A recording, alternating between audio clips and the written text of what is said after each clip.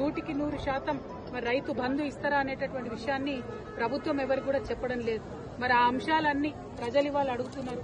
2500 రూపాయలు ఎప్పుడు ఇస్తారు, మాకు పెన్షన్లు ఎప్పుడు ఇస్తారు, మీరు ఇచ్చినటువంటి హామీలన్నీ ఎప్పుడు ఇస్తారు, విద్యా భరోసా కార్డు ఎప్పుడు ఇస్తారని చెప్పి విద్యార్థులు ఉద్యోగులు అందరూ అడుగుతున్నటువంటి సందర్భం.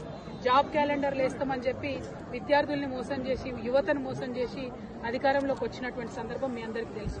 మరి ఇవన్నీ అడుగుతుంటే కాంగ్రెస్ పార్టీ మీద ముఖ్యమంత్రి గారి మీద ఒత్తిడి పెరుగుతున్నటువంటి సందర్భంలో భరించలేక రోజొక కొత్త డ్రామా కాంగ్రెస్ పార్టీ చేస్తున్నారు.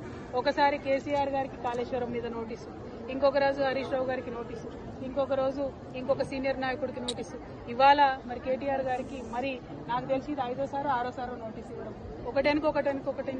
ఒకటి నోటీసులు ఇచ్చిన ప్రతిసారి ప్రతి ఒక్కరు ఏదో ఒకటి మాట్లాడి మొత్తానికి ప్రజా సమస్యల నుంచి దృష్టి మరల్చాలే, వాళ్ళు పబ్బం గడుపుకోవాలని చూస్తున్నటువంటి సందర్భాన్ని మనం గమనిస్తున్నాం. నేను ఈ వైఖరిని తీవ్రంగా ఖండిస్తా ఉన్నాను. మేము ఎప్పుడో చెప్పినాం, నోటీసులు ఇస్తే పోతాం, జవాబిస్తాం, మేమేం తప్పు చేసింది లేదని మా పార్టీ తరఫు నుండి మా నాయకులందరూ కూడా అన్ని సందర్భాల్లో కూడా చెప్పినటువంటి విషయం మీ అందరికీ తెలిసిందే.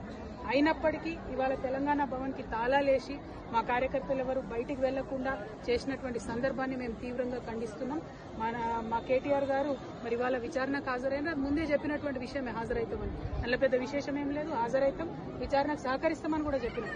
ఇవాళ తను అక్కడ ఉండగా ఇవాళ భవన్ లో మరి తాళం వేయడం అన్నది నిజంగా కూడా దుర్మార్గం.